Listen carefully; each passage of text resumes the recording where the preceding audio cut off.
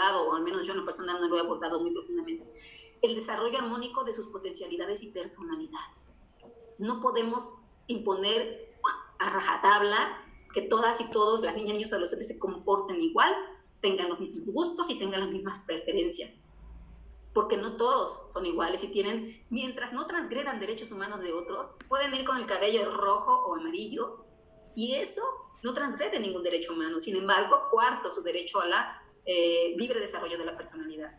Garantizar la gratuidad en la educación, por supuesto. Esto implica no cobrar cuotas obligatorias para su inscripción, y la inclusión de niñas, niños y adolescentes con discapacidad. Habla de la obligación de que en las escuelas debe haber espacios de expresión y de participación de niños. Habla de la obligación de establecer protocolos, y hay un protocolo específico de actuación para atender temas de maltrato, actos de connotación sexual y acoso escolar, que está magnífico. Ese protocolo que emitió la SEP dice qué hacer, cómo hacer, qué actas levantar y a quién darle avista o aviso cuando se presente cualquier caso de maltrato, acoso o actos de connotación social.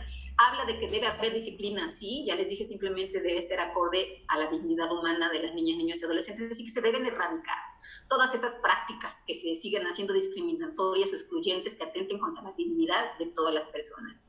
El derecho a la recreación y el esparcimiento habla de que todas las niñas, niños y adolescentes tienen derecho a tener actividades deportivas, artísticas y culturales, y que ellos deben elegir libremente esta actividad. No debe ser una imposición de las personas adultas o algo que transgreda otros derechos. O sea, ya la lleno de inglés, danza, piano, esto, y nunca tienen tiempo para recrearse o descansar libremente. No debe participar libremente.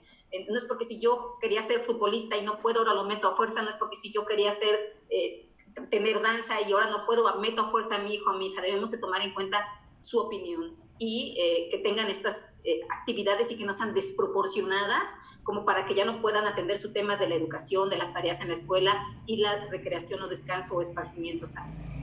En cuanto al derecho a las convicciones éticas, pensamiento, conciencia y religión y cultura, no tienen más restricciones que para las personas adultas. Y las personas adultas tenemos la libertad de tener la creencia religiosa que queramos, y las convicciones éticas y culturales también las niñas y niños. De acuerdo a su edad, ellos podrán en un momento decir si quieren profesar la religión católica o la protestante, o combinar o ninguna, porque es una libertad. Hay una imposición. Lo importante es que ellos llenen este espacio de espiritualidad o este espacio de convicción ética que mejor le convenga, siempre y cuando, por supuesto, no transgreda derechos humanos de otras personas, pero lo pueden elegir libremente. ¿Alguien quiere participar? No.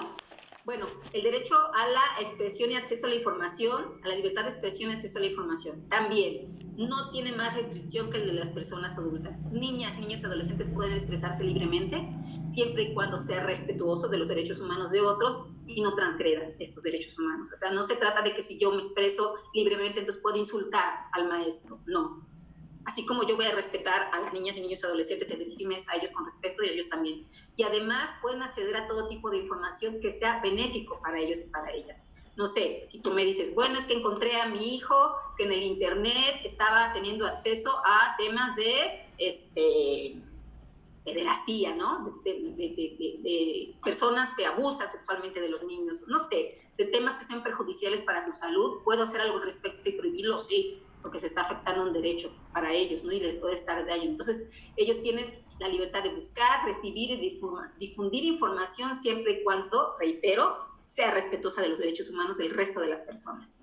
El derecho a la participación, ya lo hemos retomado, ya lo hemos visto que es un derecho, es un principio de las niñas, niños y adolescentes, de que participen de manera permanente y activa. Fíjense que hubo una escuela que una vez el maestro lo que hizo fue que pasó un cuestionario para sus alumnos, en donde les preguntaba que cómo sentían su trato, cómo podían mejorar, una serie de preguntas, y los alumnos contestaron, sinceramente, porque no tienen que poner el nombre, no iba a saber quién lo estaba escribiendo, y mejoró, adoptó varias situaciones a lo que ellos y ellas querían, por supuesto, y mejoraron considerablemente sus calificaciones. Entonces, no podemos llevarlo al ámbito muy amplio, de hacer un ejercicio de participación, de encuestas masivas o de concursos, no, en el nivel micro. Es más, uno de los ejercicios que a nivel educativo se están haciendo para incluir el derecho a la participación es la construcción de estos famosos acuerdos de convivencia escolar, que antes eran reglamentos, en donde lo que se busca es eso, que los acuerdos de convivencia escolar sean construidos de manera conjunta con la opinión del alumnado y los propios padres y madres de familia. Aquí lo importante es que las niñas y los niños hagan suyo el reglamento. No se trata de que cumplan las reglas porque sí y porque lo dice el maestro, sino que comprendan el porqué de las reglas. ¿Por qué debo llevar uniforme? ¿Por qué se me exige llegar a cierta hora? ¿Por qué se me da un límite en el tiempo de ingreso a las clases?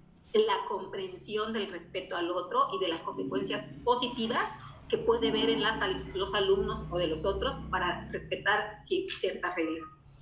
El derecho a la asociación y reunión. No estamos acostumbrados a esto, pero niñas, niños y adolescentes pueden formar clubs, pueden formar grupos, pueden reunirse, pueden asociarse pacíficamente y sin transgredir derechos de otros.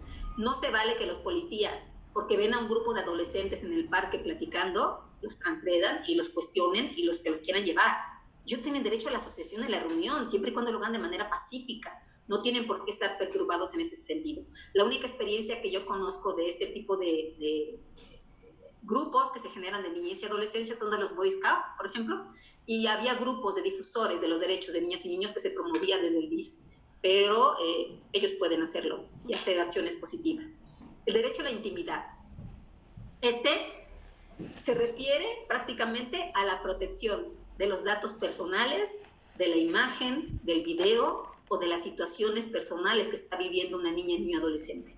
No tenemos por qué difundirlo, no tenemos por qué propagarlo y debemos ser respetuosos y cuidadosos en ese sentido. Si estamos en un juzgado, en una procuraduría, en el DIF, en la escuela, y debemos sacar documentos que traigan el nombre de la niña o niño, debe ser en sobre cerrado, se deben poner solo las siglas o una numeración alfanumérica. Por ejemplo, en las fiscalías o en los juzgados se pone un número y una letra de una niña o un niño para no identificar su nombre. Y si yo quiero difundir su imagen o un video en un cartel, en una cápsula o en una página de mi institución, debo pedir autorización de la niña, si está de acuerdo.